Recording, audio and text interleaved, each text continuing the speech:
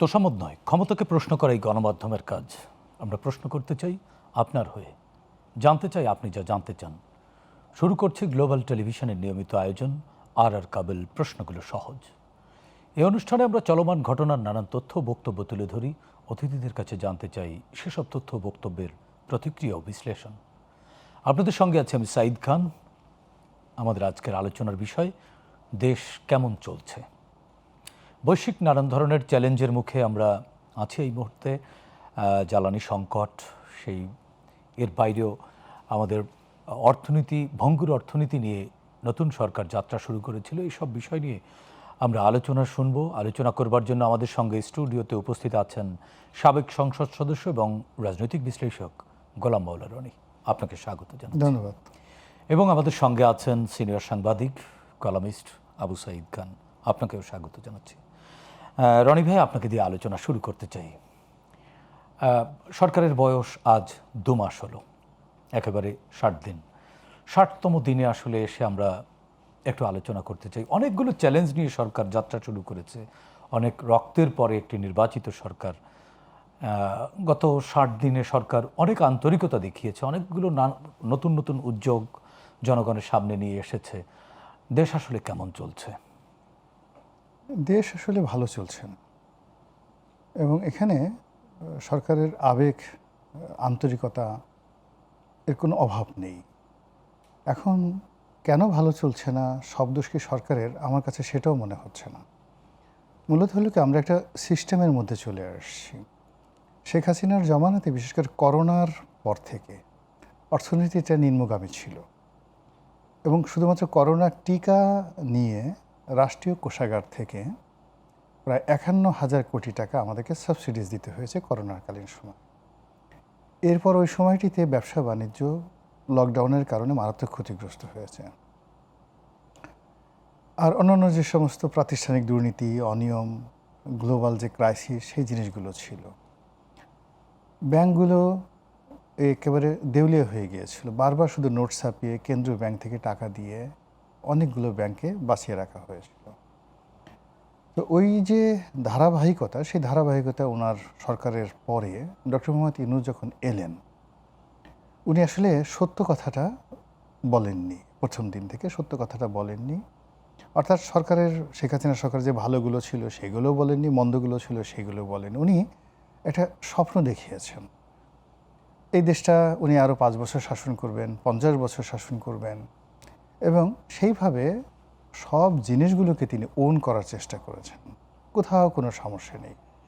কিন্তু এই সময়ের মধ্যে দেখা গেল যে শেখ হাসিনার জমানাতে যেটা 1,20,000 কোটি টাকা কাগজে কলমে খেলাফি ঋণ ছিল, ডক্টর মোহাম্মদ ইউনূস যেদিন বিদায় নিলেন, এটার পরিমাণ হয়ে গেল 5.5 লাখ কোটি টাকা। আচ্ছা, এই খেলাফি ঋণটা তো এখন এই সরকারের জন্য বোঝা হয়ে পড়েছে, যেখানে ব্যাংকের সাকুল্যে 16 থেকে 17 লক্ষ কোটি টাকা আমানত। তো 16 থেকে 17 লক্ষ কোটি টাকা আমানতের মধ্যে আপনার 5.5 লক্ষ কোটি টাকা নেই। আপনি এটা সামাল দিবেন কি করে? গেল এক। 2 নম্বর হলো যে রেভিনিউ। এখন লোকাল রেভিনিউ কালেকশন একমাত্র ভ্যাট এবং কাস্টমসে ইউনূস সরকারের আমলে পার ইয়ার 60,000 কোটি টাকা কম ইনকাম হয়েছে।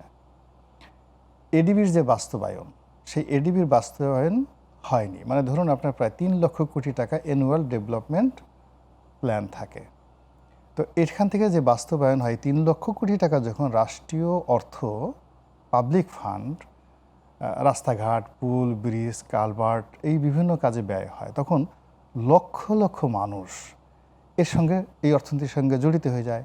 3 লক্ষ কোটি টাকা অন্তত 8 বার ট্রানজাকশন হয়। 8 বার হলে তাহলে 24 লক্ষ কোটি টাকার যে ট্রানজাকশনটা, এটা জিডিপিতে যোগ হয়। এভাবেই ওনার আমলে হাইয়েস্ট 20%, মানে টাকার যে 20% উনি বাস্তবায়ন করতে পারছেন, আর বাকিগুলো আইদার ল্যাপস হয়ে গেছে অথবা সেই টাকা ওখান থেকে নিয়ে তারা অন্য সেক্টরে খরচ করেছেন। উনি প্রায় 12 থেকে 13 বিলিয়ন ডলার অতিরিক্ত বিদেশি ঋণ করেছেন। আচ্ছা, 2 দফায় টাকা ছাপিয়েছেন 60,000 কোটি টাকা। একবার 30,000 কোটি টাকা ছাপিয়ে ইসলামী ব্যাংকগুলোকে দিয়েছেন, 20,000 কোটি টাকা ছাপিয়ে, আবার ওনার নিজের জন্য টাকা নিয়েছেন। তো এই যে একটা বিশাল লায়াবিলিটিস এই সরকার উত্তরাধিকার সূত্রে পেল, পাওয়ার পরে এই সরকারে যারা কর্তা ব্যক্তি মানে আছেন, হয় তারা জানেন না, অথবা তাদেরকে বলা হয়নি, অথবা তারা খোঁজ নেননি। ঠিক এরকম একটা ধ্বংসস্তূপের উপরে এখন খবরগুলো চিন্তা করেন। প্রথম খবর, 1 নম্বর খবর হলো যে সরকার 51,000 কোটি টাকা এই 2 মাসে ব্যাংক থেকে ঋণ নিয়েছে। আবার বলছি, 2 মাসে 51,000 কোটি টাকা। এর মধ্যে এই জাস্ট 1 সপ্তাহের মধ্যে 5,000 কোটি 10,000 5,000 কোটি টাকা নিচ্ছে। আবার ব্যাংকগুলোর লোন না পাওয়ার কারণে তারা বলছে আমরা বন্ড ছেড়ে এই টাকা আনবো। তো সব মিলিয়ে সম্ভবত 41 অথবা 51,000 কোটি টাকা এই 2 মাসে তারা শুধু ব্যাংক থেকে ঋণ নিয়েছে। গেল 1। 2 নম্বর হলো এই যে ভর্তুকি, এই ভর্তুকির জন্য মানে জ্বালানিতে তারা 50,000 কোটি টাকা এই বিপিসি বাংলাদেশ পেট্রোলিয়াম কর্পোরেশন সরকারের কাছে চেয়েছে। এটা গেল লায়াবিলিটি। এখন এই যে বিপিসি চেয়েছে, এটা লোকাল মুদ্রায় তার কাছে টাকা নাই, এজন্য সে পাগলের মতো টাকা খুঁজছে। যেমন আজকেও প্রধানমন্ত্রী যারা দাতা সংস্থা তাদের কাছে সে $2 বিলিয়ন মানে ঋণ চেয়েছে। এখন এই $2 বিলিয়ন জন্য কিন্তু আইএমএফের কাছে অনেক আগেই আসার সাথে সাথে সরকার নিবেদন করেছিল। আইএমএফ কিন্তু রেসপন্ড করেনি। এবং আইএমএফ শেখ হাসিনার জমানাতে যে ঋণটা দিয়েছিল বাংলাদেশকে $4.5 বিলিয়ন, সেটার যে শেষ কিস্তিগুলো শেখ হাসিনার পতনের পর একটা কিস্তিও ইউনূসের জমানাতে ছাড় করেনি। এবং এই সরকারের আমলেও এখন পর্যন্ত আইএমএফ একটা কিস্তি ছাড় করেনি। এবং আইএমএফ তার কিস্তি বাংলাদেশের জন্য ছাড় না করা পর্যন্ত এই সরকারের যে গ্রহণযোগ্যতা ফাইন্যান্সিয়াল ইনস্টিটিউশনগুলোর কাছে, আন্তর্জাতিক ট্রেড অ্যান্ড কমার্সের কাছে তার যে ভাবমূর্তি, এটা প্রতিষ্ঠিত হবে না।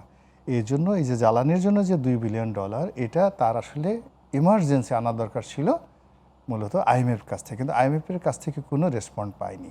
না পেয়ে এখন সে ওয়ার্ল্ড ব্যাংক, এডিবি, জায়গা সবার কাছে সে টাকা চাচ্ছে, কিন্তু এই আজকে কোনো উন্নয়ন সহযোগী এখন পর্যন্ত বলেনি সরকারকে টাকা দেব। তো এই যে অবস্থা, সামনে আসছে বাজেট, জুন মাসে আসতেছে বাজেট। তো এই বাজেটের কাছের সঙ্গে সঙ্গে আপনি চিন্তা করেন যে বাংলাদেশের যে বেসরকারি পাওয়ার প্ল্যান্টগুলো আছে, শেখ হাসিনার জমানাতে তারা প্রায় 80,000 কোটি টাকা সরকার কাছে পেত। এটা বাড়ছে, কমে নাই। আদানি পেত অলমোস্ট ধরেন 12,000 কোটি টাকা আদানি পেত। এখন সেটার কিছু অংশ দেওয়া হয়েছে, বাট এখন পর্যন্ত আদানি একটা বিরাট টাকা এই সরকারের কাছে পাবে। সামনে অবস্থা তাহলে এইগুলো আপনি চিন্তা করেন যে সুলতান সুলেমানের মতো মানুষ বা ধরেন আওরঙ্গজেবের মতো মানুষ, তারাও টাকার জন্য রাতের আধারে সিংহাসন ত্যাগ করে ইহুদি যারা সুদখোর ছিল তাদের রাষ্ট্রে, তাদের কাছে গিয়ে সেই টাকা সুদে এনে তারা কিন্তু রাষ্ট্র চালাতে বাধ্য করেছে। একটা রাষ্ট্রে যদি অর্থ না থাকে, টাকা না থাকে, রাষ্ট্রের মেরুদণ্ড থাকে না। আপনি যত কথা বলেন না কেন, ন্যায় নীতি কোনো কিছু থাকে না। পুরুষের টাকা না থাকলে যেমন কিচ্ছু থাকে না, নারীর যেমন যৌবন না থাকলে, সৌন্দর্য না থাকলে দুনিয়ার কোনো মানুষ তাকে ফিরে তাকায় না, বিগত যৌবনার দিকে ফিরে থাকে না। পুরুষের একই অবস্থা, রাষ্ট্রেরও টাকা থাকতে হবে। আমরা অনেকগুলো রাষ্ট্র, ওমানের মতো একটা ছোট রাষ্ট্রকে আমরা পাত্তা দিতেছি টাকার জন্য। এখন এই সরকারের যে প্রধান সমস্যা হলো টাকা নেই, কিন্তু সরকার মানে অভিনয় করছে। মনে হয় যেন এই যে এক একজনের 20টা-25টা করে কার্ড দিয়ে দেবে, হেলথ কার্ড, এডুকেশন কার্ড, নাগরিক কার্ড। এই কার্ডগুলো দিয়ে ফ্যামিলি কার্ড, সার কার্ড, ডিজেল কার্ড, এবং এই কার্ডগুলো নিয়ে আমরা মাথায় করে কোথায় যাব বলেন তো?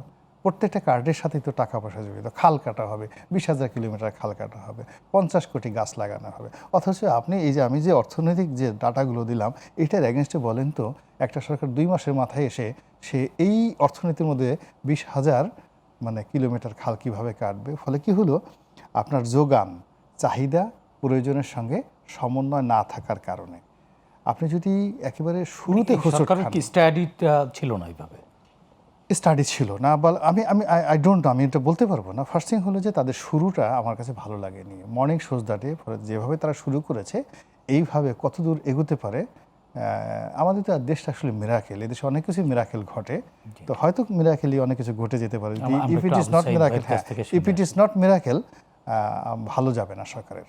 জি, আবু সাইদ ভাই একই জায়গা থেকে শুনতে চাই। প্রথমত হচ্ছে যে 2 মাস অর্থাৎ 60 দিন একটা সরকারের মূল্যায়নের জন্য যথেষ্ট না, গোটা সরকারকে তো মূল্যায়ন করছি না, বলছি। জাস্ট তো বর্তমান বাস্তবতায় আমরা কেমন বাস্তবতা আছি। যেটা আছে সেটা হচ্ছে যে এবং রনি ভাই অনেকগুলো চ্যালেঞ্জের কথা বললেন। যথার্থ বলেছেন, আমি তার সাথে একমত হচ্ছি যে একটা সরকার একটা সংকটে আছে। দুটো সংকট, এটা রনি সাহেব বলেছেন। একটা হচ্ছে একটা বিধ্বস্ত অর্থনীতি রেখে গেছে, সম্পদ বিদেশে পাচার হয়ে গেছে, একটা খারাপ অবস্থায় এসেছে। তারপরে হচ্ছে এই যে যে যুদ্ধের খবর, এবং সারা দুনিয়ায় এই যুদ্ধ চলছে। এখন এটাকে উত্তরণের পথটা কি? উত্তরণের পথটা হচ্ছে হ্যাঁ, বাইরে হাত বাড়াতে হবে, সাহায্য দরকার, আর তার চেয়ে গুরুত্বপূর্ণ হচ্ছে ম্যানেজমেন্ট। এখানে একটা ভালো ম্যানেজমেন্ট দরকার, অর্থাৎ এবং জনগণের সঙ্গে কমিউনিকেট করা দরকার। জি, সাইদ ভাই আপনার কাছ থেকে শুনবো। আমরা ছোট্ট একটা বিরতি নিতে চাচ্ছি। দর্শক, আর কাবুল, প্রশ্নগুলো সহজ, নিচ্ছি ছোট্ট বিরতি, সঙ্গেই থাকুন।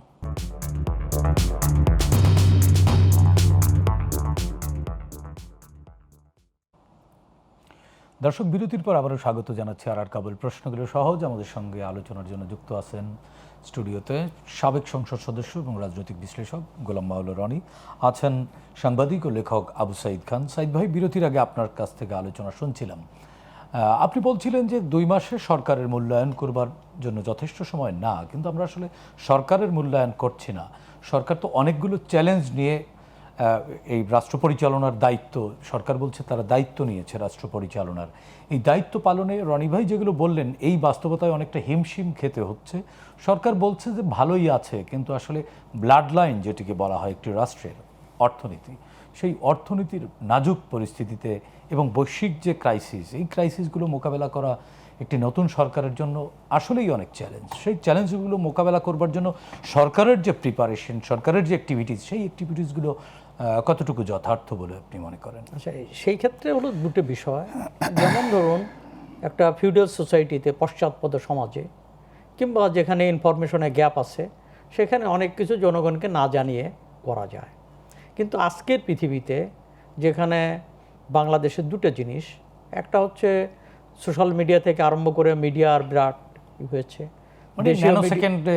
ইনফরমেশন রয়ে গেছে। আর একটা হচ্ছে যে বাংলাদেশের মানুষ কিন্তু একটু রাজনৈতিক সচেতন মানুষ, তুলনামূলকভাবে সচেতন, তাদের চোখ কান খোলা আছে। মানে পেটে ভাত না থাকলেও রাজনীতি নিয়ে তারা চর্চা করে। আপনার চায়ের রেস্টুরেন্ট স্টল থেকে শুরু করে আপনার সর্বত্রই তারা রাজনীতি চর্চা করে। অতএব সেই ক্ষেত্রে আপনার করণীয় এটা কী হবে? একটা পদ্ধতি হতে পারে যে আপনি যেটা হয় সনাতনী যে অবস্থা, যেমন সেটা হলো এক ধরনের কাক চতুরতা। কাক গৃহস্থর বাড়ি থেকে ডিম চুরি করে, খোপ থেকে চুরি করে খড়ের মধ্যে লুকায় চোখ বন্ধ করে। তখন কাক মনে করে যে আমি যখন দেখলাম না, কেউ দেখলো না। এটা এক ধরনের ব্যাপার। তো আজকে সেটা সম্ভব না। আজকে খোলা চোখে তাকে বলতে হবে, এবং অর্থাৎ তার কি এই সমস্যা আছে এবং সমাধান কোন পথে। এখানে এই কমিউনিকেশনের জনগণের সঙ্গে গ্যাপ রাখাটা আজকের অ্যাডমিনিস্ট্রেশনে, আধুনিক যে ব্যবস্থাপনা, সেখানে এটা ঠিক না, যে গোপন রাখাটা ঠিক না। কিন্তু আধুনিক ব্যবস্থাপনায় গোপন রাখা ঠিক না, কিন্তু অ্যাডমিনিস্ট্রেশনের মধ্যে হারমোনিটা কি দেখছেন? না, সেই জায়গাটা আমি আসি। তাহলে আপনাকে কি করতে হবে? যে আপনাকে জনগণের কাছে স্পষ্ট করতে হবে যে সেই সমস্যা মোকাবেলার জন্য আন্তরিকভাবে চেষ্টা করছে, এবং জনগণের কাছে যদি প্রতিভাত হয় যে চেষ্টা করছে, সরকারের আন্তরিকতা আছে, সততা আছে, এবং তাহলে কিন্তু সমস্যা না। আন্তরিকতা নিয়ে আমরা প্রশ্ন তুলছি না, আন্তরিকতা তো আছে। সরকার, রনি ভাই যেটি বললেন যে বিগত অন্তর্বর্তীকালীন সরকার ধার করে যে ঘি খাওয়ার মতো অবস্থার মধ্যে ফেলে গেল, আমি সেই কথাই সাফারিংসটা আমি সেই কথাই বলছি যে যখন একটা সরকার কখন ফেল করে, যেমন ধরেন খুব জনপ্রিয় সরকার বঙ্গবন্ধু সরকার ফেল করলেন, অর্থনৈতিকভাবে ফেল করেছেন। তো এইটা ফেল করার কারণটা হলো যে, তো এই যে একটা হলো যে উনি বললেন আমি সারা দুনিয়া থেকে, স্পষ্টভাষী ছিলেন, লুটে পুটে আনি, চাটার দল সব চেটে খায়। তো এই যে ওনার এই যে স্বীকারোক্তি, কিন্তু উনি তাদেরকে কন্ট্রোল করতে পারছিলেন না। তা আজকেও এটা দরকার। যেমন ধরেন তারেক রহমান, তার ক্যাবিনেটের আরও সৎ লোক যারা আছেন, মিনিস্ট্রিতে আছেন, আমি স্বীকার করি, কিন্তু এই সঙ্গে তাকে জনগণ কষ্ট করতে রাজি আছে, কিন্তু তার দল কষ্ট করছে কিনা, নেতারা কষ্ট করছে কিনা। যদি আপনি বলেন যে আজকের অবস্থা এক ধরনের কিচ্ছতা সাধনের করতে হবে। এই বক্তব্য অলরেডি গভর্নমেন্টের পক্ষ থেকে কিচ্ছতার বক্তব্য দিচ্ছে। কিন্তু আমরা যদি দেখি যে লুটপাট বন্ধ হয় নাই, নিচের দিকে চাঁদাবাজি বন্ধ হয় নাই, তাহলে জনগণ কিন্তু জনগণের ভিতরে একটা অসহিষ্ণুতা তৈরি হয়। কিন্তু সেগুলো কিন্তু সরকার কঠোরভাবে দমনও করছে, অভিযোগ আসার সাথে সাথে ইনিশিয়েটিভ নিচ্ছে। সেইটা বলছি, তাহলে এখানে হলো চ্যালেঞ্জের জায়গাটা এখানে, অর্থাৎ গভর্নমেন্টের প্রতি জনগণের এই অবস্থায় সরকার সমস্ত সংকট আলাউদ্দিনের চেরাকের সাহায্য দূর করতে পারবে না, কিন্তু জনগণের প্রতি আস্থার জায়গাটা তৈরি করার দেবো না। এই আস্থার জায়গাটা কেবলমাত্র প্রধানমন্ত্রী কিংবা ক্যাবিনেটের 2-1 মন্ত্রী করবেন না, এই আস্থার জায়গাটা তৈরি করবেন হচ্ছে দলটা।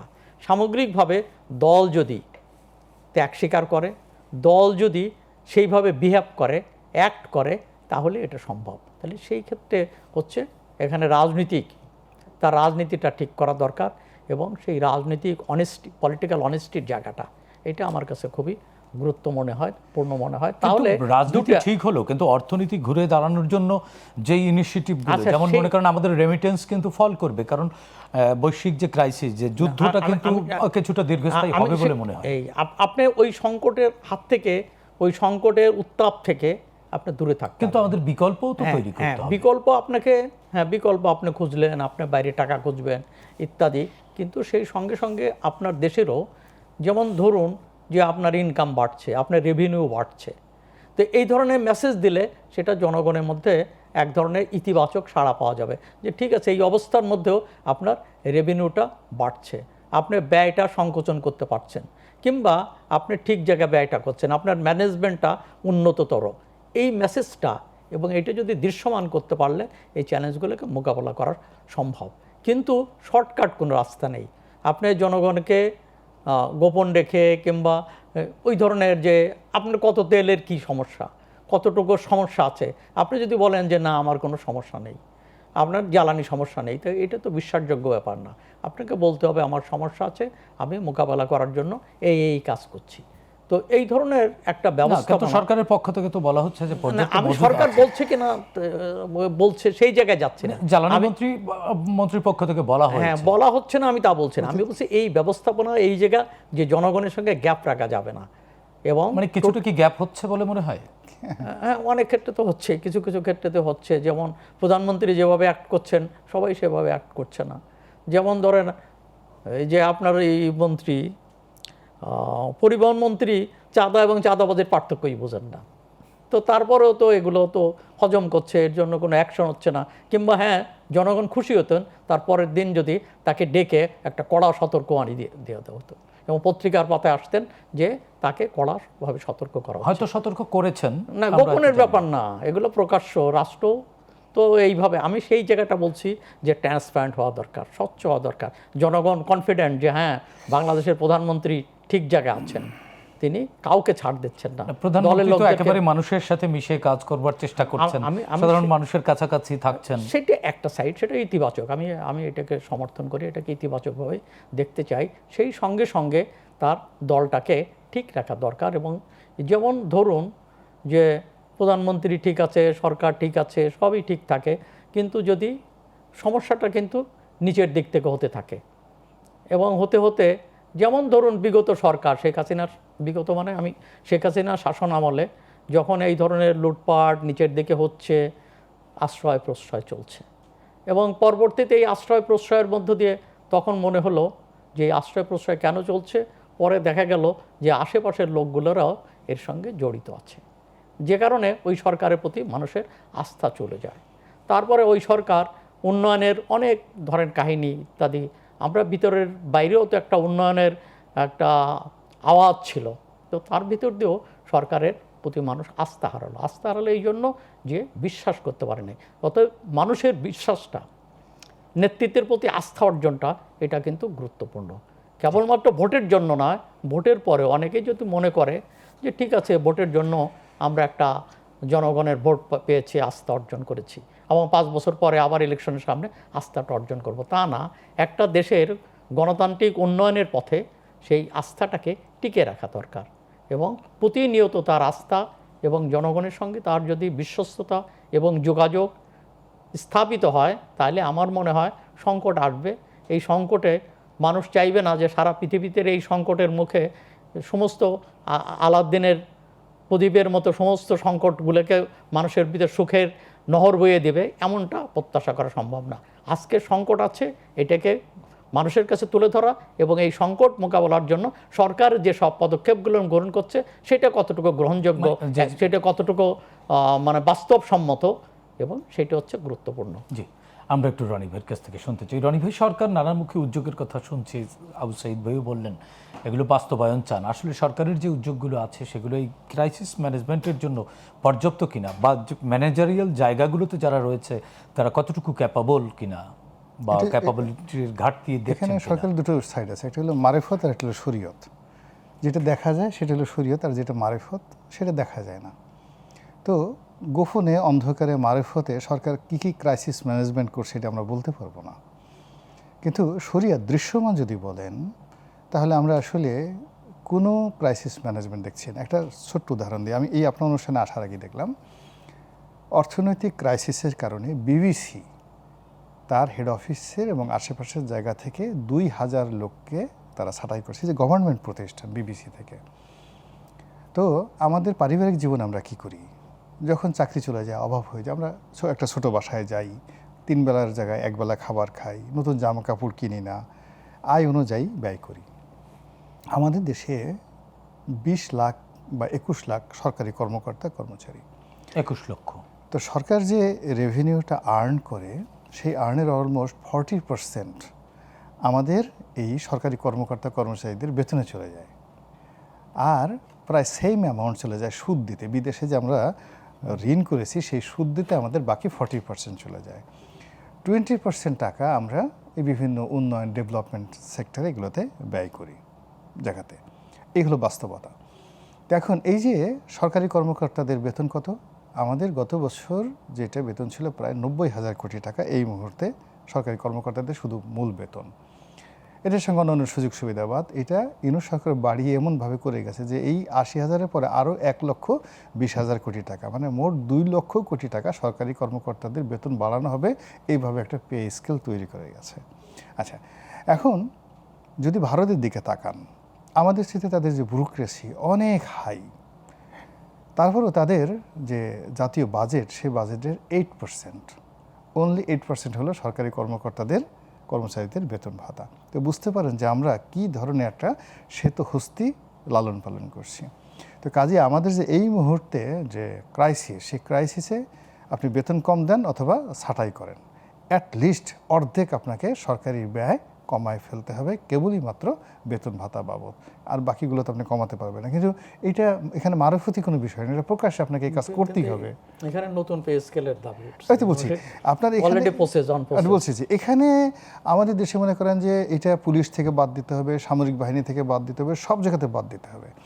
এখন যেখানে সরকারি কর্মকর্তা কর্মচারী ওয়েস্টার্ন ওয়ার্ল্ডে মানে আমেরিকাতে হলে এই মুহূর্তে অর্ধেক কমিয়ে ফেলা হতো, সেই মানুষগুলো কই যাবে? আচ্ছা, সেটা ডাজ নট ম্যাটার, আপনাকে তো আপনার রাষ্ট্র চালাতে হবে, আপনাকে আপনার রাষ্ট্র চালাতে হবে। তো এখন সারা দুনিয়াতে এইভাবেই কাজ করে, তো আপনাকে অর্ধেক করতে হবে। সেটা না করে আপনার উপরে যে খড়গ, সেই খড়গটা হলো আপনি এক্সিস্টিং যে ব্যয়টা আছে এটাকে প্রায় আরও 2 গুণ বা 2.5 গুণ আপনি করে ফেলছেন, মানে 80,000-এর জায়গায় আরও 1,20,000 কোটি টাকা নতুন করে যুক্ত হচ্ছে। প্লাস সরকারের যারা লোকজন তারা বলতেছেন যে আরও 5 লাখ লোক নতুন করে নিয়োগ দেওয়া হবে, মানে এখন 21 লাখ আছে, আরও বিভিন্ন শূন্য পদ, তারা তো পদ শূন্য করে রাখে, সেই শূন্য পদে 5 লাখ যে শূন্য পদ আছে সেখানে খুব দ্রুত বিএনপির যারা লোকজন আছে, যুব দলের লোক আছে, ছাত্র দলের লোক আছে, তাদেরকে এই সময় নিয়োগ দিতে হবে। So it's a popular work, popular job. কিন্তু বাংলাদেশের যে সত্যিকার ভালো কিছু করবে, আপনাকে একটা জিনিস বলি, সাহিদ ভাই কিন্তু খুব চমৎকার একটা কথা বলছেন, রাষ্ট্র ব্যবস্থাটি একটা বিশ্বাস, এটা হলো প্রিলিমিনারি, আর দ্বিতীয় হলো আস্থা। প্রথমে আপনি বিশ্বাস করবেন, মহান আল্লাহর প্রতি আমি বিশ্বাস স্থাপন করলাম, লা ইলাহা ইল্লাল্লাহু মুহাম্মাদুর রাসূলুল্লাহ, এটা হলো বিশ্বাস। আর আস্থা হলো যে আমার জীবন যৌবন সব কিছুই আসলে আল্লাহর উপর নির্ভর করে, তো এটা হলো আস্থা। তো এই রাষ্ট্রের প্রতি প্রথমত আপনার বিশ্বাসটা থাকতে হবে এবং দ্বিতীয়ত আস্থাটা থাকতে হবে। এই 2 মাসে মানে বিশ্বাসের যে জায়গাটা এবং আস্থার যে জায়গাটা শুধুমাত্র পেট্রোলিয়াম সেক্টরে 0 হয়ে গেছে, একদম শূন্য। মানে সরকার বলছে আমার কাছে 2 মাসের আছে, পেট্রোলে কোনো সমস্যা নেই, কিন্তু কেউ এটা বিশ্বাস করছে না। আর আস্থার সংকটটা নষ্ট হচ্ছে যারা ভুক্তভোগী, তারা যখন পেট্রোল পাম্পে যাচ্ছে এবং সেখানে প্রতিদিন হৃদয় বিদারক দৃশ্য তৈরি হচ্ছে।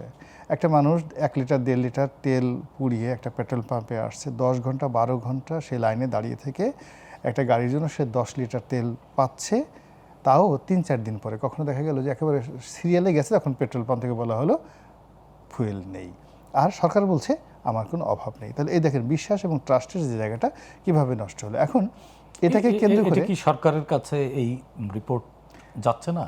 আমি আপনাকে বলছি, এটা শুরু যেখান থেকে হলো, আমরা অফ ইয়ারে এই অনুষ্ঠানের আগে আপনার সাথে কথা বলছিলাম, বঙ্গবন্ধু জমানার PL480 একটা প্রকল্প। এই প্রকল্পের আন্ডারে আমেরিকা করে কি আমাদের মতো তৃতীয় বিশ্বের যে দেশগুলো আছে সেই তৃতীয় বিশ্বের দেশগুলোকে খাদ্য সহযোগিতা দেয়।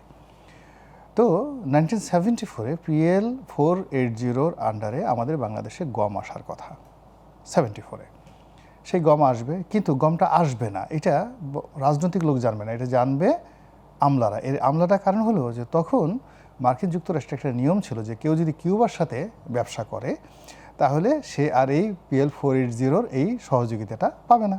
তো বাংলাদেশ করছে কি বেশ কয়েকটা চালান কিউবাতে পাট রপ্তানি করেছিল। পাট রপ্তানি করার পরে ওই যে ওদের যে এক্সপোর্ট লাইনে আমরা তো ছিল, এটা তো আমলারা জানতো।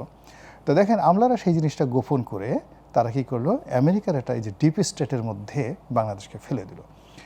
তখন আমরা ইউক্রেন থেকে গম আনি, পাকিস্তান আমল থেকে, তখন আমরা চীন থেকে গম আনি, তখন আমরা রাশিয়া থেকে গম আনি, দেয়ার আর ম্যানি অস্ট্রেলিয়া থেকে গম আনি। তো সেই গম আর কম মূল্যে সেই গমগুলো সরকার আনতে পারলো না। আমলারা বললো যে এই যে PL4 থেকে মাগনা গম আসতেছে, সেই মাগনা গম আসতেছে এই কথা বলে শেষ মুহূর্তে যখন দেখা গেল যে কিউবাতে এক্সপোর্টের কারণে সেই গম এলো না, এই খবরটা জানাজানি যেদিন হলো তার 1 সপ্তাহের মধ্যে উত্তরবঙ্গে দুর্ভিক্ষ হয়ে গেল। যেই দিন জানাজানি হয়ে গেল সেই দিন সঙ্গে সঙ্গে বাংলাদেশের যত চাল ডাল সবাই মজুত করে ফেললো। সেই দিন থেকে বাংলাদেশের চাল ডাল এই মজুত করে এগুলো ভারতে তারা চোরাকারবারি করে এই গম চাল পাঠাই দিল 1974-এ। ঠিক এখন সেম ঘটনা ঘটছে।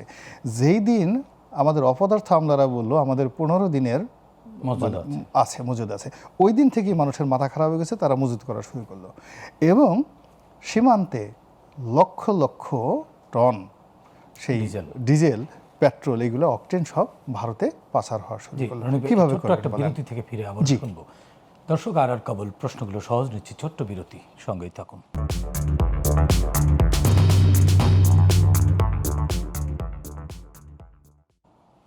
দর্শক বিরতির পর আবারও স্বাগত জানাচ্ছি। আর কেবল প্রশ্নগুলো সহজ, সরাসরি যাচ্ছে আলোচনায়।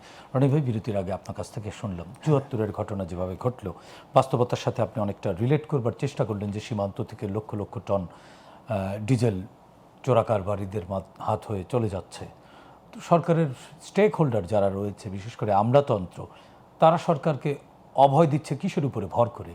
এর মধ্যেও কোনো জটিল সমীকরণ না, আমলারা সবসময় এই কাজটাই করে। আমলারা এখন সরকারের সাথে যে কাজ করছে, এই আমলারাই ডক্টর মোহাম্মদ ইউনূসকে একই কথা বলেছে। এই আমলারাই শেখ হাসিনাকে বলেছে, ম্যাডাম কোনো সমস্যা নেই, আপনি দুপুরে খাওয়া দাওয়া করেন, রান্না বাড়া হয়েছে খুব ভালো, কিন্তু তাকে যে ওই খাবার রেখে পালাতে হবে, তখন আমলারা বলছে আপনি হেলিকপ্টারে উঠেন, জাস্ট 1 সপ্তাহ পরে আপনাকে আবার ডেকে আনছি। তো এখন অতীতে ধরেন 15 বছর 16 বছর শেখ হাসিনা একটা দেশটা চালিয়েছেন। ডক্টর মোহাম্মদ ইউনূস সারা দুনিয়া ভাজা ভাজা করে খেয়েছেন। বিশ্ব যাকে বলা হয়, ওনাকে ওনার জন্য কী বলা হয়, বিশ্ব মানব বা আরও অনেক কিছু আছে, সারা গ্লোবাল সিটিজেন। হ্যাঁ, গ্লোবাল সিটিজেন এরকম। তো সেই মানুষকে রীতিমতো চদু বানিয়ে ফেলছে এই আমলারা। সে শুধু হাসতো আর তার কাছে গিয়ে বলতো যে স্যার 50 বছর আপনি চোখ বুঝে, মানে এক হাত জাগিয়েছে 5 বছর, 5 বছর তো মানে 5 বছর তো আপনার এক ইসে চলে যাবেন, আর 50 বছর আপনি বেঁচে থাকবে দেশ চালাবেন। বলছে ইয়েস, আমি 50 বছর দেশ চালাবো। তো সেখানে একজন তারেক রহমান বা তার সাথে যারা আছেন, আপনি যদি শেখ হাসিনা বা তাদের এক্সপিরিয়েন্সের কথা চিন্তা করেন, সেই তুলনায় সে কি অনেক নবীন নন? অনেক নবীন। প্রথমবার সংসদ সদস্য, হ্যাঁ, সব দিক থেকে নবীন। 17 বছর তিনি আউট অফ দ্য স্টেশন। দেশের অনেক 17 বছরের উনি যখন গেছেন, যে ছেলে জন্মগ্রহণ করেছে সে এখন জেনজি হয়ে গেছে, সে এখন ভোটার সে এখন ভোটার হয়ে গেছে। ফলে অথবা মানুষের চিন্তা চেতনায় পরিবর্তন এসেছে। ফলে কি হলো, এই যে চতুর আমলাতন্ত্র তাকে একটা স্বর্ণের ডিম পাড়া হাঁস পেয়েছে। যে এই মানুষটিকে একটা এসে স্বর্ণের ডিম পাড়া হাঁস একে সুন্দর করে মানে একেবারে কাট্টুস করা যাবে, এবং ঠিক সেম কাজটাই এখন তাকে এবং তার যারা লোকজন আছে তাকে করা হচ্ছে, এবং তাকে আননেসেসারি কাজে ব্যস্ত রাখা হচ্ছে। আপনি চিন্তা করে যাবেন যে আপনার যখন খাবার দরকার তখন আপনাকে বুদ্ধি দেওয়া হলো যে ইউ শুড স্লিপ, আপনার যখন ঘুমানো দরকার তখন বলো যে ইউ শুড ড্যান্স, আপনার এখন নাচা দরকার, আপনার যখন ধরেন গোসল করা দরকার তখন বলো যে না আপনার এই মুহূর্তে শরীরে কাদা মাখানো দরকার। এখন সারা দেশ যেখানে মানে এই তো বড় একটা ক্রাইসিসের মধ্যে আমরা যারা সাধারণ মানে সারা জনগণ খালি বিশ্ব এক ধরনের আমাদের যারা crisis সাধারণ জনগণ আমাদের শুধু তথ্য আছে, আমরা তো ভুক্তভোগী নেই। যে আমি আপনাকে আমি যে তথ্যগুলো বললাম আমি বলতেই কিন্তু আমার অন্তরাত্মা কেঁপে উঠছে। তো আমার যদি এই অবস্থা হয় তাহলে যিনি প্রশাসনের মানে বসে আছেন সেখানে গিয়ে দেখেন তাদের কি হওয়া উচিত। কিন্তু এই বিবেকহীন আমলাতন্ত্র এরা পুলিশে কে বিএনপি করছে কে কি করছে গিয়ে দেখেন একটা পত্রিকা আমি দেখলাম যে দলীয় লোকদেরকে নিয়োগ দেওয়ার জন্য এই বিএনপি পন্থী লোকদের মধ্যে 3টা সিন্ডিকেট হয়ে গেছে পুলিশের মধ্যে, এবং এক গ্রুপ আর এক গ্রুপের সাথে রীতিমতো তছনছ করে ফেলতেছে প্রশাসন। এগুলো পুলিশ। ব্রুক্রেসিতে গিয়ে দেখেন, মিডিয়াতে গিয়ে দেখেন, চাঁদাবাজিতে গিয়ে দেখেন। আগে তো আওয়ামী লীগ আমলে যে চাঁদাবাজিটা হতো তার একটা মানে ওটারও অর্থনীতিতে একটা যোগ ছিল, যে চাঁদাবাজি নিত সে পুলিশে একটা অংশ দিত, নেতাকে একটা অংশ দিত, বড় নেতাকে একটা অংশ দিত, বিদেশে পাচার করতো, দিয়ে এটা দিয়ে আবার কেউ আইফোন কিনতো, কেউ এটা করতো, একটা চেইনের মধ্যে হতো। এখন যে আসলে এই কাজগুলো কি হচ্ছে কেউ বলতে পারছে না, কিন্তু কালেকশন আগের চেয়ে আরও 3 গুণ হয়ে যাচ্ছে। আবার সেই কালেকশনটাকে যে বৃদ্ধি করার জন্য মানে চাঁদা আগে যেভাবে কালেকশন করেছে পুরো সিন্ডিকেটটা ভেঙে দিয়ে নতুন একটা সিন্ডিকেট গড়ার জন্য এই পুরো হকারদেরকে উচ্ছেদ করা হয়েছে। এর মধ্যে কোনো সৎ উদ্দেশ্য নেই, জাস্ট একটা নতুন এরা তৈরি হবে, এরপর থেকে স্লিপ দিতে হবে, লাইসেন্স দিবে, তারপর সে ওখানে হকাররা বসবে। তো এই যে কাজগুলো এই সময়ের প্রয়োজনীয় কাজ না, আননেসেসারি। এই আননেসেসারি কাজগুলোতে যখনই সরকার ব্যস্ত থাকছে ইট মিনস এটা রং। একটা সময় দেখা গেল যে মানে ওই যে হায়দর আলী, হ্যাঁ মানে রাজা মানে নাদির শাহ দিল্লি আক্রমণ করছে, প্রাসাদে চলে আসছে, তখন বললো প্রাসাদের রক্ষীরা বললো যে হুজুর মানে মোহাম্মদ শাহ তখন মোগল সম্রাট বললো যে আপনার কোনো চিন্তা নেই, আপনি বাইজির সাথে নাচতে থাকেন। সে নাচা শুরু করলো, এর মধ্যে সে প্রাসাদে ঢুকে গেল, কী করলো এই দেখেন ইন্ডিয়ার ময়ূর সিংহাসন নাদির শাহ নিয়ে গেল। আমাদেরও ঠিক একই অবস্থা। আমরা পেপারে দেখলাম যে বঙ্গোপসাগরে সেই যাকে বলা হয় কর্তৃত্ব বাড়ানোর জন্য বাংলাদেশের বন্দর খুঁজতেছে আমেরিকা। এটা তো আসছে একটা dream liner 787 dream liner highest লেভেলের আজকে প্রায় 10 দিন যাবৎ নষ্ট হয়ে পড়ে আছে সিলেট বিমানবন্দরে। এটার মূল্য কত billion dollar, more than $1 billion উপর মূল্য। 12,000 কোটির একটা বিমান আজকে 10 দিন পড়েছে, একটা ছোটো পার্টসের জন্য সেটা চালু করা যাচ্ছে না, কত টাকা লস যাচ্ছে। কিন্তু আমাদের এখন মাননীয় প্রধানমন্ত্রীকে পহেলা বৈশাখের দিনই টাঙ্গাইলে গিয়ে তারপরে তাকে সেই কৃষক কার্ড উদ্বোধন করতে হবে।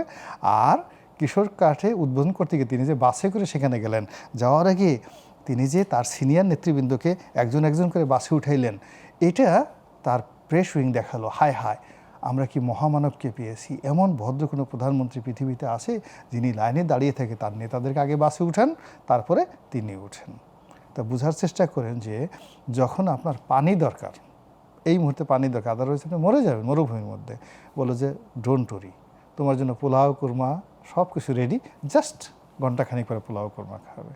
আমাদের এখন যে জিনিসগুলো দরকার সেই জিনিসগুলো বাদ দিয়ে যা করা হচ্ছে এটা সরকারের জন্য রাষ্ট্রের জন্য ভালো হচ্ছে না। জি রনি ভাই, আপনার আবারও আসবো আপনার কাছে। আমরা একটু সাইদ ভাই আপনার কাছে শুনতে চাই যে এই মুহূর্তে যে ইনিশিয়েটিভগুলো দরকার রনি ভাই বললেন সেই ইনিশিয়েটিভগুলো নেওয়া হচ্ছে না, যার ফলশ্রুতিতে তিনি একটা বাজে সময় দেখছেন সরকারের জন্য, যেটি রাষ্ট্রের উপরেই প্রভাবটা পড়বে। প্রথমত হচ্ছে যে সব সরকারকেই অনেকগুলো সমস্যা থাকে, সব সমস্যা সরকারের প্রত্যেকদিন নানান ধরনের চ্যালেঞ্জ আসবেই আসে, এমনকি প্রত্যেকের ব্যক্তি জীবনে অনেক সমস্যা থাকে। তাকে প্রায়োরিটি ঠিক করতে হয়, তাকে অগ্রাধিকার ঠিক করতে হয় যে কোনটা সে পিক করবে, কোনটা ধরবে কোনটা ধরবে না। তো এমন কোনো সমস্যা সমাধানের উদ্যোগ নেবে না যেগুলো সমস্যাকে আরও বাড়িয়ে দেয়। যেমন ধরুন আমি হকারের কথাই বলি, এখন কি হকারদেরকে উচ্ছেদ করার সময়? তো আপনি হকারদেরকে বরং একটা ম্যানেজমেন্টে নিয়ে আসতে হবে। আমাদের এখানে হকারদেরকে উচ্ছেদ করার কোনো মানে নাই। আবার আমরাই তো বলি যে হকারদের যন্ত্রণায় রাস্তায় হাঁটা আমরা যায় না। আমরা যেটাই বলি, কেন মধ্যবিত্তরা যারা বলে, সেই মধ্যবিত্তরা তো এবার এদের বাজারটা কোত্থেকে করছে? বেশিরভাগ হকার্স মার্কেট। Hawkers market. আবার এই মধ্যবিত্তই কিন্তু বিরক্ত হয় রাস্তায় হাঁটা না যায় না, না। বিরক্ত ওখানে একটু হোক। ম্যানেজমেন্ট দরকার। এই আর জন্য কিছু না। আপনার ম্যানেজমেন্ট দরকার, যে হকাররা রাস্তায় কিভাবে অবস্থান করবে, কোন রাস্তাটায় কবে অবস্থান করবে, এই ধরনের একটা রুটিন দরকার। যে আপনি কি ব্যাংকক হকার ছাড়া ব্যাংকক আছে? তো আপনাকে সেই জায়গাগুলোকে করতে হবে। আর আপনি যদি বলেন যে মধ্যবিত্তের সে একটা সেন্টিমেন্ট আছে না, তার একটা অতি শুদ্ধচারী ভাব, যে হকার উচ্ছেদ হয়ে যাবে এবং আমাদের রাস্তাগুলা সিঙ্গাপুর হয়ে যাবে, কিন্তু এটা তো হবে না। বাংলাদেশ আর সিঙ্গাপুর এক না। বাংলাদেশ একটা পৃথিবীর সবচেয়ে ঘন বসতিপূর্ণ জায়গা, এবং এই হকার, এই বস্তি, এই সাধারণ মানুষ, নিম্নবিত্ত, তারা এই দেশের উন্নয়নের সঙ্গে জড়িত, এমনকি পরিবর্তনের সঙ্গে জড়িত। আপনি যদি 69 সালে সবচেয়ে মারা গেছে কারা? আসাদ, আমরা কয়েকজনের কথা নাম জানি, কিন্তু সেটা হচ্ছে হকাররা এবং গরিব মানুষেরা। 90-এ গরিব মানুষরা মারা গেছে। নূর হোসেন, সে সাধারণ শ্রমিক।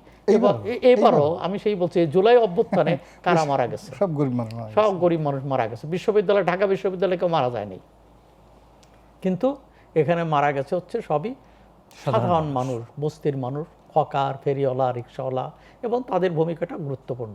তাহলে দেশের পরিবর্তন এর জন্য তারা লড়াই করে, এবং দেশে তারা অর্থনীতি এবং এই ঢাকা শহরকে তার এই প্রাণের মানে রক্ত সঞ্চালনের ক্ষেত্রেও তারা গুরুত্বপূর্ণ ভূমিকা রাখে। বর্তমানে যে জ্বালানি সংকট রয়েছে, এই সংকট মোকাবেলায় সরকারের কৃচ্ছতা সাধারণত প্রশংসনীয়, কিন্তু এটা ম্যানেজমেন্টের কোনো দুর্বলতা দেখেন কিনা? রনি ভাই কিন্তু আমলাতন্ত্রের এক ধরনের কূট কৌশলের কথা ইশারা ইঙ্গিত করলেন। না না, ম্যানেজমেন্টের তো একটা দুর্বলতা তো ধরাই পড়ছে, যে ঠিক আছে আমার 15 দিনের আছে তেল, কিংবা আমার 7 দিনের জ্বালানি আছে, তেল আছে 7 দিনের, তো 7 দিনে কেন যদি থাকে, এবং সরকার বলছে আজকে, এবং ইস্টার্ন রিফাইনারি যদি বন্ধ হয়ে যায়। না না, মন্ত্রী যেটা বলছেন যে আমরা তো মানে এর আগেও যেভাবে সরবরাহ করা হয়েছে আগের কয়েক মাসে, সেইভাবে তেল সরবরাহ করা হচ্ছে। তাহলে কেন রাত্রে তাকে 2টা পর্যন্ত অপেক্ষা করতে হয়? সন্ধ্যা থেকে রাত্রে 3টে-4টের সময় তাকে কেন অপেক্ষা করতে হয়? তাহলে নিশ্চয়ই এখানে ম্যানেজমেন্টের ঘাপলা আছে।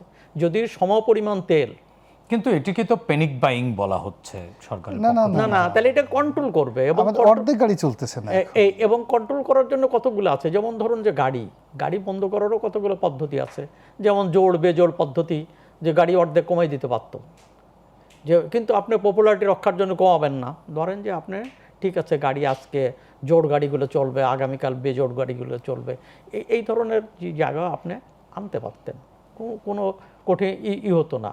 তখন আপনি আরও গুরুত্ব দিতে পারতেন, পাবলিক বাসের উপর গুরুত্ব দিতে পারতেন, এবং আপনি আপিল করতে পারতেন। ম্যানেজমেন্টে বা এনার্জি ম্যানেজমেন্টে কোন কোন জায়গায় মোটা দাগে দুর্বলতা দেখছেন আপনি?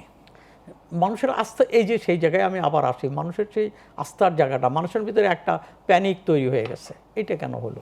এই প্যানিক নিয়ন্ত্রণে সরকারের আসলে এই মুহূর্তে সবচেয়ে জরুরি কোন জিনিসটা করা উচিত? আমাদের ভাষায় বা অনেকের ভাষায় প্যানিকটেড, হ্যাঁ, এটিও তো দূর করতে হবে। এটি তো ম্যানেজমেন্টের সবচেয়ে গুরুত্বপূর্ণ জায়গা। সেইটা হচ্ছে সবচেয়ে বড় জায়গা। সেটা হলো তার প্রতি, সরকারের প্রতি মানুষের আস্থার জায়গাটা ফিরে আনতে হবে, যে সরকার ভুল করছে না, সরকার সঠিকভাবে কাজ করছে, কিংবা এর জন্য কে কে দায়ী। এর জন্য যদি কোনো পেট্রোল পাম্পের কিংবা কোনো রিফাইনারি ইত্যাদি যদি দায়ী হয়, তাদেরকে চিহ্নিত করে শাস্তির আওতায় নিয়ে। কিন্তু পেট্রোল পাম্প ওনার অ্যাসোসিয়েশনের যে নেতারা, তারা তো বলছেন যে নেতারা কি বলছে, সংকট নেই। তাহলে সরকারের তো অনেকগুলো চোখ থাকা দরকার। সরকারের চোখ হচ্ছে, সরকারের তো অনেক ইনস্ট্রুমেন্ট থাকা দরকার, তার ভিতরে তো ফাইন্ড আউট করা দরকার। আপনি মনে করেন যে কোনো জায়গায় কোনো অপরাধ দমনের জন্য হাজার হাজার মানুষকে শাস্তি দেওয়া হয় না, কিছু শাস্তি দেওয়া হয়। তাহলে আপনি কিছু দৃষ্টান্ত, হাজার হাজার মানুষ অপরাধী হয়ও না, হলেও যারা অপরাধী হয় তার 10% শাস্তি পায়, আর 90% সতর্ক হয়ে যায়। আপনি কোনো জায়গায় কিন্তু 100% অপরাধীকে শাস্তি দিতে পারবেন না, 100% চোরকে ধরতে পারবেন না। আপনি ধরার প্রক্রিয়াটা শুরু করবেন, বাকিরা সবাই কিন্তু ধরছে তো।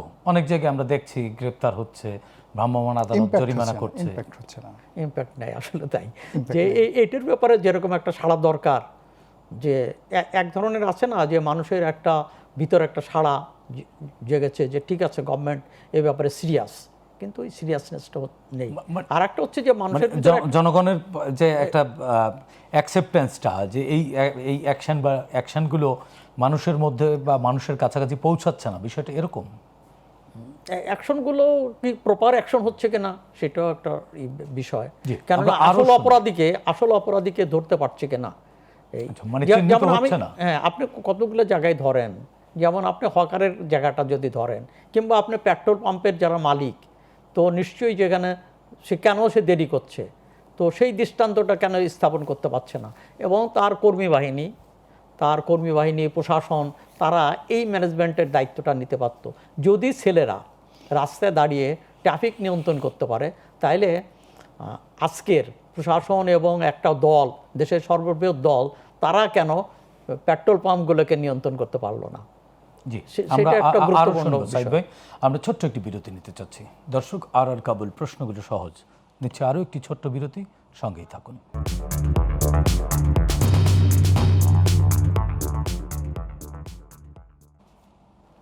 দর্শক, বিরতির পর আবারও স্বাগত জানাচ্ছি। আর কাবুল, প্রশ্নগুলো সহজ, সরাসরি যাচ্ছে আলোচনায়। বিরতির আগে আবু সাইদ ভাই, আপনার কাছ থেকে আলোচনা শুনছিলাম, আমরা একটু রনি ভাইয়ের কাছে যেতে চাচ্ছি। এইসব চ্যালেঞ্জের কারণে আমাদের আর কোন কোন ধরনের নতুন ক্রাইসিস সামনে আসতে পারে? বৈশ্বিক এই ক্রাইসিস তো আমরা চাইলেই এড়াতে পারবো না। না না না, এখানে মূল ব্যাপারটা হলো কি, যে অনেক আগেই ওয়ার্ল্ড ফুড অর্গানাইজেশন, যেটা FAO, তো ফুড অ্যান্ড এগ্রিকালচার অর্গানাইজেশন, ওরা বাংলাদেশের যে ফুড সিকিউরিটি, এটাকে একটা রেড জোন দিয়ে রেখেছে, যে বাংলাদেশে 2026 সনে এই ইরান ইরাক যুদ্ধের আগেই কিন্তু সিগন্যালটা ইরান এবং আমেরিকা সিগন্যাল দিয়েছে যে বাংলাদেশে একটা ফুড ক্রাইসিস হবে, এবং ওইটার প্রেক্ষিতে কিন্তু তৎকালীন প্রধানমন্ত্রী শেখ হাসিনা বলছিলেন যে বাংলাদেশে দুর্ভিক্ষ হতে পারে, বোঝার চেষ্টা করেন কিন্তু অত আগে। এখন সেই জায়গাটাতে নতুন করে এইবার আমরা এই মুহূর্তে যুদ্ধের কারণে যে ফুয়েল ক্রাইসিস হলো, তো এখানে আমাদের যে বোরো মৌসুম, এই বোরো মৌসুমে মারাত্মকভাবে একটা ফসল মার খাবে, এতে কোনো সন্দেহ নেই। দ্বিতীয়ত হলো যে আমাদের এই বছর যে ক্লাইমেটটা, এই বছর ক্লাইমেটের কারণে প্রথম একটা ক্লাইমেটে বেশ কয়েকটা জায়গাতে হাওর অঞ্চলে কিন্তু ফসল মার খেয়েছে, এই যে জাস্ট তলিয়ে গিয়েছে। হ্যাঁ তলিয়ে গেছে, এবং সেখানে ফসল মার খেয়েছে, এবং সামনে যে কালবৈশাখী এবং এবং এই ক্ষেত্রে অন্যান্য যে সকল ফসল আছে, এইবারের যে আবহাওয়ার যে ফোরকাস্ট, এই ফোরকাস্টটা কিন্তু খুবই ডেঞ্জারাস, ভীষণ রকম ডেঞ্জারাস, যেটা গত বছরের তুলনায় কিন্তু এই ফোরকাস্টটা কিন্তু দেখেন সারা পৃথিবী কিন্তু এক বছরের ফোরকাস্ট করে দেয়। ফলে আমাদের আবহাওয়া কি আচরণ করবে, কয়বার ঝড় হবে, বৃষ্টি হবে, বন্যা হবে, এই জিনিসগুলো কিন্তু আমরা জানতে পারি। মানে আমাদের বোঝার উপরে শাকের আটি হয়ে গেছে। হ্যাঁ, তো সেই অনুযায়ী কিন্তু এক বছর আগের থেকেই আমাদের প্রস্তুতি নেওয়া উচিত, যে এখানে বন্যা হবে, এখানেই হবে, এটা কিন্তু আবহাওয়া অধিদপ্তর জানে, টেকনোলজি এমন পর্যায়ে আছে, কিন্তু আমাদের কোনো প্রস্তুতি নেই।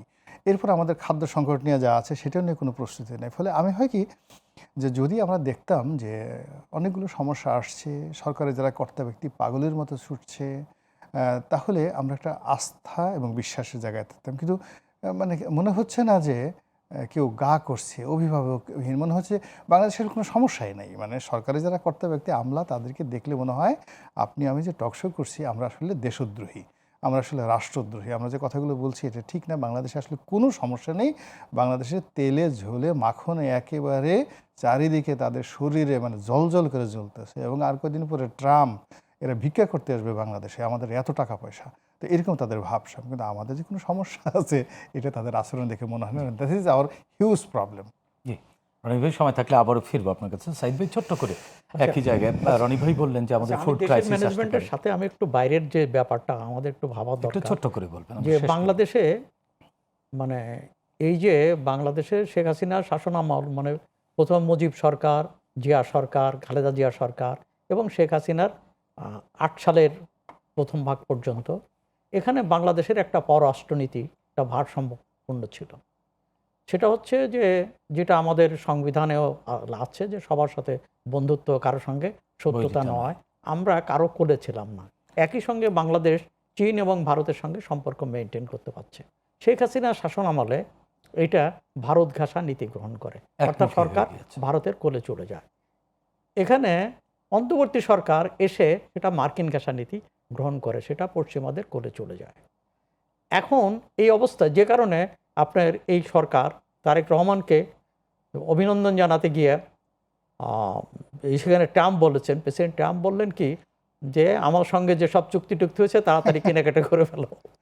এই তো ল্যাঙ্গুয়েজটাতে এই যদি আপনি ব্যাখ্যা করেন, এবং সে অমান করলো যে মনে হলো যে বাংলাদেশ তার তাবেদার রাষ্ট্র হয়ে গেছে। এবং তার সঙ্গে সঙ্গে আমরা এখানে বিভিন্ন রকম কথাবার্তা বললাম, এমনকি একজন আরেকজনকে ঘায়েল করতে গিয়ে জনগণের স্বতঃস্ফূর্ত অভ্যুত্থানকে মার্কিনের কাছে জমা দিয়ে দিলাম। এগুলো আমরা করলাম। তা আমার কাছে মনে হয় এই যে পররাষ্ট্রনীতির ক্ষেত্রে একটা সমস্যা আছে। আজকের দুর্যোগ এবং এই সংকট মোকাবেলার ক্ষেত্রে বাংলাদেশের পররাষ্ট্রনীতিটাও ঠিক করতে হবে। এটা খুব গুরুত্বপূর্ণ। ধন্যবাদ আবু সাঈদ খান, আপনাকে ধন্যবাদ গোলাম মাওলানা রনি, আপনাকে আপনাদের ধন্যবাদ। দুজনকেই। দর্শক, আর কাবুল প্রশ্নগুলো সহজ আজকের মতো এখানেই শেষ করছি। অনুষ্ঠানটি পুনঃপ্রচার হবে আগামীকাল সকাল 7টায়।